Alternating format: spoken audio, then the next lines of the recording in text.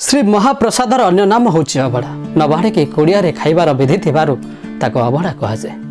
श्री जगन्नाथ संस्कृति कहूँ श्री जगन्नाथ पाखरे कहीं बड़ नुहे कि कहीं सान नुहे, कहीं छुआ नुह कि कहीं अछुआ नुहे, समस्ते समान। अबड़ा खाइला बेले आनंद समस्ते तले बसी मिलमिशी खाइले अबड़ा को सम्मान मिली थाए। आसन रे बसी खाइले आसन उच्च हो जाए, अबड़ा हो जाए नीच। यह अबड़ा को असम्मान बोली कहा जाए। श्री जगन्नाथ, श्री नीलचक्र और श्री महाप्रसाद ए तीन जन होउछंती प्रभुंकर अंग विशेष। एथिरे भेदभाव सृष्टि करुवा लोक अज्ञतार परिचय दे थाए। श्री जगन्नाथ को दर्शन करिबारे और नीलचक्र बाण को चाहिबारे जेतेकी पुण्य थाए ताठारु बेसी पुण्य मिले महाप्रसाद खाइले। कारण यही महाप्रसाद गंगा जल परि बाहर भीतर सबको पवित्र कर दिए। से महाप्रसाद को असम्मान करिबार अर्थ होची श्री जगन्नाथ को असम्मान करिबा।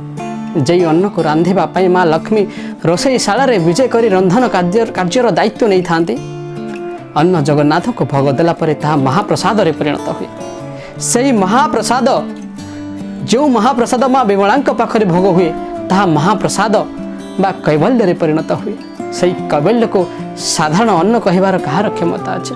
एही महाप्रसाद को आग्रहण करने स्वर्गर देवता माने मध्य व्याकुल हो उठती। कथारे अच्छी श्री जगन्नाथंकर महाप्रसाद शिव एका एका खाई माँ पार्वती को नदई थिबारु माँ पार्वती तपस्या रे बसिथिले।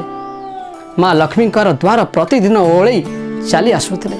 माँ लक्ष्मी एक कथा जानी पारी निजे सम्मानर सहित तांकु नहीं निजे महाप्रसाद खुआइथिले। से महाप्रसाद को पितृश्राद्धरे अर्पण कले दुखी दरिद्र को बांटिले पितृपुरुष माने मुक्ति पाई थांते। श्राद्ध दिन पितृपुरुष बड़ आश्रा करी आसी थांते महाप्रसाद काणीचाई पाइबे बोली। सबु शुभ कार्य महाप्रसाद को छुईबा को पड़ी थाए।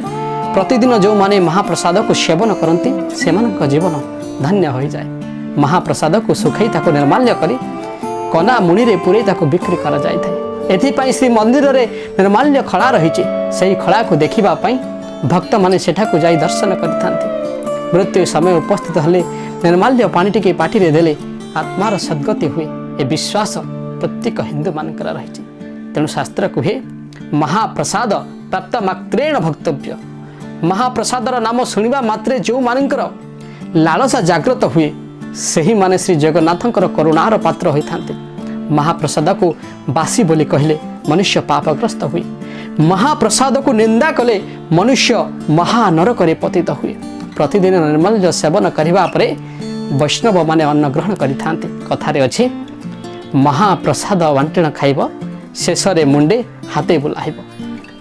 ये थिला महाप्रभु जगन्नाथंकर महाप्रसाद को नहीं किछि विशेष कथा। आशा करुछि ए भिडियोटी आपण मानको बहुत भल लागिथिबो। सब्सक्राइब करबा को भूलंतु नहीं आमर यूट्यूब चैनल आदिश्री प्रोडक्शन को एवं पाखरे थिबा बेल बटन टी को मध्य प्रेस कर दियंतु जद्वारा आम चैनल रे अपलोड होतबा प्रत्येक वीडियो सर्वप्रथमे पहुंचबा आपनक पाखरे। रहिली नमस्कार, धन्यवाद।